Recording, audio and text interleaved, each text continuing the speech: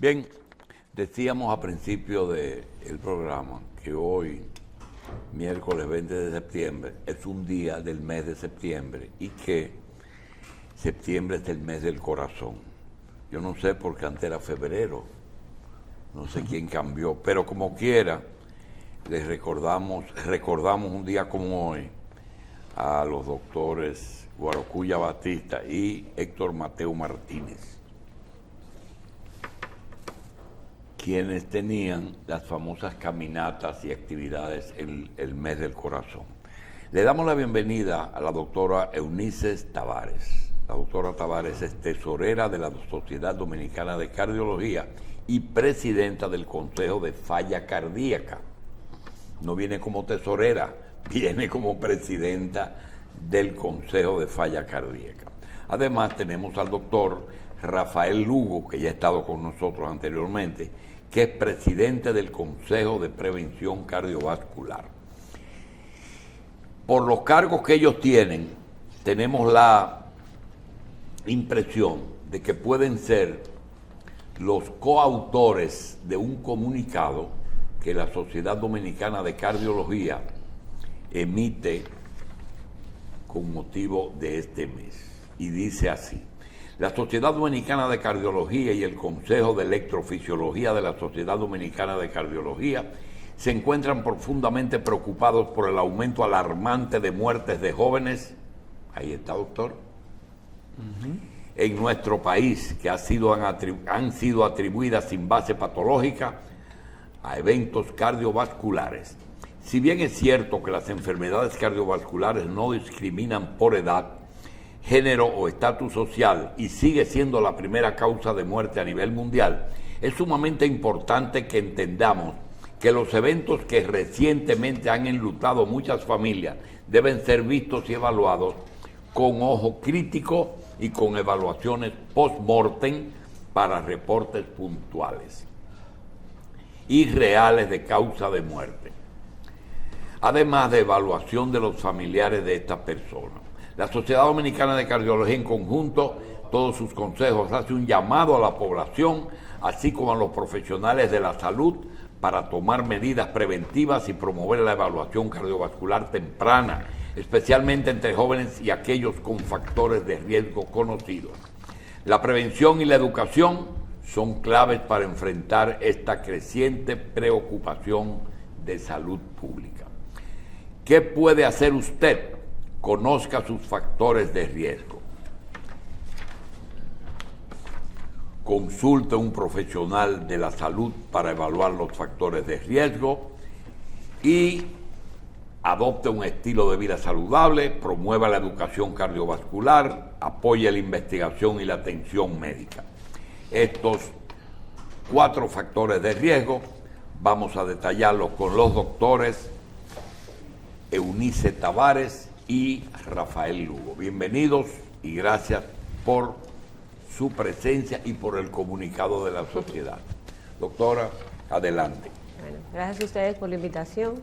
En nombre de la Sociedad Dominicana de Cardiología, estamos aquí en la mañana de hoy con el objetivo de, como ya usted mencionó, conmemorar el mes del corazón, que se celebra el Día Principal del Corazón, el día 29, que se creó para concientizar a la población de la importancia que son las enfermedades cardiovasculares. Como ya usted dijo, son la principal causa de muerte a nivel mundial, superando más de 18 millones de muertes en toda parte del mundo, principalmente en los países como el nuestro, de bajos recursos o moderados recursos. Y se hizo eso justamente como este día para que podamos promover la prevención cardiovascular, la cual cada día podemos decir, como dato muy importante, que un 80% de esas muertes prematuras por enfermedad cardiovascular pueden ser prevenibles, con cambios en el hábitos tan simples como, por ejemplo, llevar una dieta adecuada, hacer ejercicio, no consumir sustancias ilícitas y no fumar. Actualmente existen lo que son los factores que podemos modificar y los que no podemos modificar. Hay cosas que no podemos modificar que ya se atribuyen, por ejemplo, al género que ocupamos, si somos varones o hembras, o femenino o masculino. Si tenemos, por ejemplo, personalidades tipo A, que somos, por ejemplo, muy muy perfeccionistas. Eso crea un cierto grado de estrés en cada uno de nosotros, que también es un factor que se puede modificar en cierta forma cuando tenemos estrés. Podemos modificar cosas creando hábitos más saludables y evitando hacer cosas prematuras. Pero los que queremos mencionar en el día de hoy, que son los más importantes, son los que podemos modificar para evitar llegar a esas enfermedades cardiovasculares, como son una alimentación adecuada, que se podría definir de manera rápida para que la población lo entienda, es consumir sustancias, por ejemplo, ricas en frutas, legumbres, granos, evitar carbohidratos de manera excesiva, las frituras, los lácteos en baja grasa. También es muy importante hacer ejercicio de manera adecuada, evitar el tabaco en todos los sentidos o la exposición a nicotina, también realizar, por ejemplo, controles de la presión arterial, controlar el azúcar o la glicemia y otros más que son muy importantes, y voy a dejar que mi compañero también pueda compartir con ustedes. Adelante, doctor. Sí, quería hacer una puntualización sobre el mundo actual. La gente tiene acceso a información, pero no toda la información de la que disponemos es una información científica y validada, porque existen las teorías conspirativas, existen los desinformadores que se llaman ahora influencers, que no necesariamente dan información, como les dije, validada y que sea realmente de utilidad. Aquí hay gente que llega al médico ya con su propio diagnóstico. Exactamente, vienen con una investigación en Google, pero esa investigación no está estructurada. Y cuando tocamos un punto sensible que mi compañera y yo hemos visto en la gira de medios a la que estamos asistiendo, es por ejemplo el tema de las vacunas. Pero antes de hablar de la vacuna del COVID, que es la preocupación, vamos a hacer un poco de historia. Cuando las vacunas no existían, la primera vacuna la descubrió un investigador que se llamaba Jenner y se le puso vacuna porque inoculaba el virus de la viruela en la ubre de las vacas y por eso se le puso vacuna de las vacas, de los vacunos.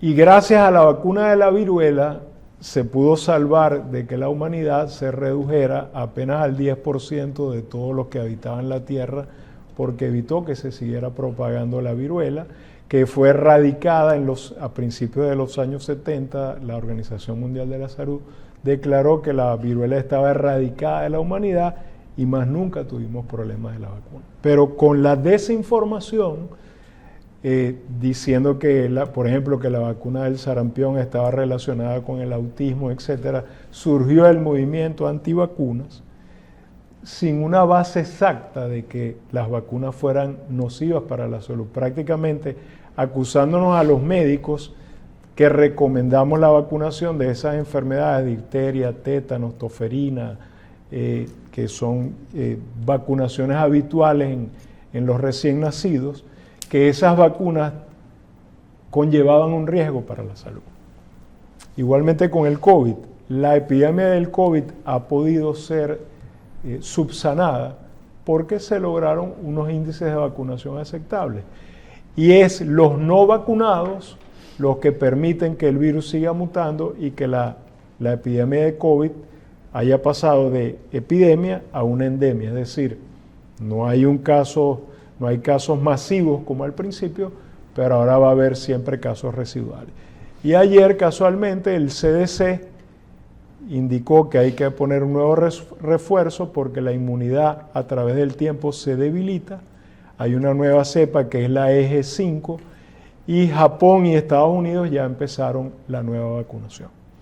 De tal forma que además de los factores que mencionó la doctora, que son los 8 esenciales de la salud, 4 que dependen del paciente y 4 que dependen de la interacción con el médico y el paciente, una buena medida es vacunarse oportunamente cuando sea necesario. Para el COVID, para la influencia, el virus sincicial respiratorio, etc. Doctor, yo quería, para que podamos sacarle provecho en el escaso tiempo con que contamos en televisión, la doctora estuvo hablando de todos los factores preventivos y los modificables. A veces los modificables parecerían los más fáciles porque están perfectamente identificables, pero son los más difíciles. porque tienen que ver con temas Cultural sociales. y sociales. También, sí, sin contar los medioambientales a lo que usted no se refirió. Pero para nosotros poder manejar políticas y modelos de gestión sanitaria que nos permitan llevar a la población a ese tipo de cosas, necesitaríamos ver cómo estructuramos la atención. Y le quería hacer dos preguntas básicas. ¿Cuántos cardiólogos hay en República Dominicana? ¿Y cuál es la tasa de hipertensión que se maneja en República Dominicana? Actualmente somos más de 650 cardiólogos en República Dominicana, distribuidos en todo el país. Claro. Y la segunda pregunta que me hizo, disculpe. ¿Cuál es la tasa de hipertensión arterial? Bueno, en los estudios que hemos hecho nacionales, estimando, porque sabes que Sí. es difícil hacer un estudio específico, estadístico en nuestro país, por a veces falta de tener todas las respuestas que necesitamos, estamos aproximadamente entre un 35 y 37% de población que tiene hipertensión Eso es arterial. población adulta. Sí, adulta, por encima de 18 De años. 18 años. Es decir, que podemos estar hablando como de 2,5 millones. Que podrían ser más, probablemente. Pongámosle 2,5 millones de personas que tengan hipertensión. Solo hipertensión. Solo hipertensión. Pero es bueno puntualizar Solo que hipertensión. Dominicana está a la vanguardia de Latinoamérica porque no tiene una data extrapolada de los países desarrollados, sino que no tenemos uno, sino dos estudios de factores de riesgo, que son el EFRICAR 1 y el EFRICAR 2, Y el que han ratificado la información que acaba de dar la doctora, es decir, que aproximadamente un tercio de la población adulta dominicana tiene hipertensión, que es el factor de riesgo más importante para desarrollar Principal. enfermedad cardiovascular, es decir, infarto o enfermedad cerebral hipertensiva, falla accidente cardíaco. cerebrovascular. Sí. Y- Donde quería llevar era, ¿verdad? Estamos hablando de solamente 650 cardiólogos, y estamos hablando de 2,5 millones, 3 millones de personas con hipertensión arterial. Solo hipertensión arterial, como decía el doctor, sin todas las otras condiciones. Y ustedes más que nosotros saben lo difícil que es mantener controlado un paciente hipertenso. Usted mencionó al doctor Guarocuya Batista del Villar, que recuerdo un estudio que hizo hace muchos años, obviamente antes de su fallecimiento, que decía que en República Dominicana el diagnóstico de la hipertensión se hacía tardío, por lo tanto también los hipertensos, una vez los conocemos, son severos y pueden necesitar en ese momento él hablaba de eso, 3 o más medicamentos para controlarlo. Hasta tener complicaciones Y ya no cardiovasculares. son los 3 mismos medicamentos a la misma dosis para todo el mundo. O sea que Exactamente. toma un tiempo en lo que hacemos el tune-up de ese paciente y lo ponemos con las medicaciones que necesite en las dosis combinadas que necesite. Lo que quiero decir es, no podríamos estar atendiendo a todos los hipertensos, o sea, a todos los problemas cardiovasculares, solamente con cardiólogos. Exactamente. Entonces ahí tenemos que organizar el sistema con lo Desde que nosotros atención llamamos- primaria. con atención primaria. Y eso quería que ustedes nos ayudaran con eso. O sea, cómo la sociedad promueve entonces que tengamos atenciones, porque los controlados perfectamente. O sea, cómo lo promovería la sociedad de cara a tener un sistema de gestión clínica que sea eficiente para el manejo de estas poblaciones tan masivas. Bueno, la Sociedad Dominicana de Cardiología busca siempre la promoción de educación médica continua, no solamente a nosotros como cardiólogos, sino a todo médico, desde el médico general que está y el médico que está en formación, hasta los médicos de atención primaria, que son los médicos familiares y médicos internistas a veces.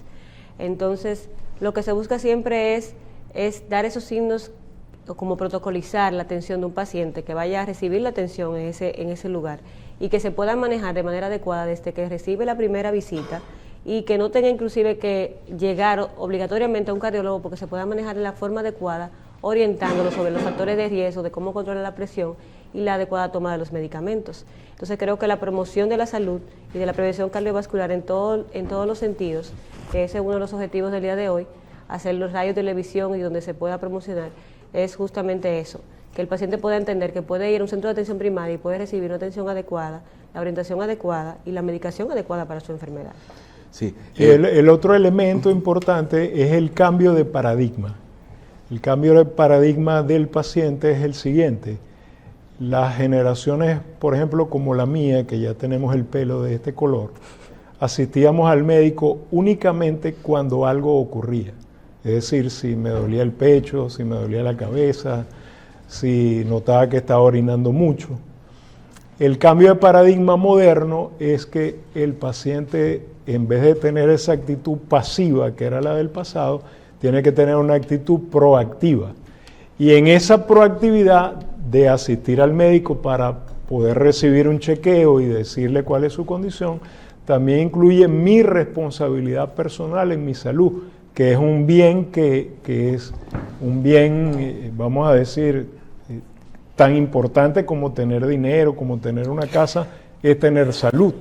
Y la única forma de que yo sepa en qué condiciones me encuentro es hacer una auditoría de salud que me la va a hacer un médico. Sí, doctor, precisamente con respecto a prevenir esos problemas cardiovasculares, quisiera que nos hable, por favor, de cuáles son esos problemas cardiovasculares ocasionados por situaciones en otros órganos. Es decir, por ejemplo, se habla mucho de hipertensión causada por problemas renales. ¿Podría hablarnos acerca de eso? Sí. ¿Y qué tan frecuente es que una persona crea que su problema es de hipertensión cuando realmente se está originando en otro lugar? Sí, específicamente la hipertensión en general, la primera causa es lo que denominamos hipertensión esencial, que vamos a decir es multifactorial. Pero existe hipertensión arterial inducida por otras condiciones y se llama hipertensión secundaria. Bien. Hay algo que mencionó el doctor William y nosotros quisiéramos saber si eso ustedes lo hacen dentro de la educación continuada de los miembros de la sociedad, que supongo tienen algún programa de, por lo menos de información. Después del coronavirus, que han aparecido problemas, muchos de esos problemas no son causados por efectos del coronavirus, porque problemas de coagulación siempre los seres humanos lo han tenido. Pero ¿hasta qué punto ustedes le han recomendado a la membresía que ejerce la cardiología que piensen en la posibilidad de una secuela de coronavirus? Lo primero, vamos a puntualizar cómo sería el efecto del coronavirus en el sistema cardiovascular. Voy a poner de ejemplo la primera cepa. Le pregunto porque teníamos pensado que era un asunto respiratorio solamente. Correcto. Entonces después apareció. Pero fíjese que en el primer grupo de pacientes, el síntoma cardinal era la pérdida del gusto y la pérdida del olfato. Y ambas funciones son funciones involuntarias.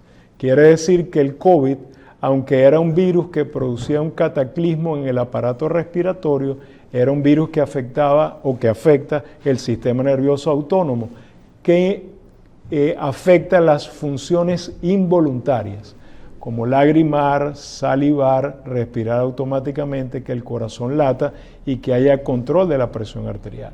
Entonces, muchos pacientes en estas nuevas cepas que no tienen síntomas respiratorios y que dicen, no, el COVID no me dio nada, puede producir arritmias, alteraciones de la presión arterial, puede producir hipertensión o hipotensión, arritmias rápidas, arritmias lentas, es decir, puede producir una miríada de problemas cardiovasculares que el paciente no va a saber interpretar a menos que vaya al médico. Por ejemplo, puede tener taquicardia postural ortostática, es decir, el paciente acostado puede tener 70 de frecuencia cardíaca, pero se pone de pie y empieza a caminar y la frecuencia le llega a 130. La pregunta, doctora, es porque realmente cuando usted vive en un país nórdico, por ejemplo, y llega una enfermedad tropical, el médico que está de servicio con una emergencia generalmente no tiende a pensar en esas cosas, porque, no, eso no es de...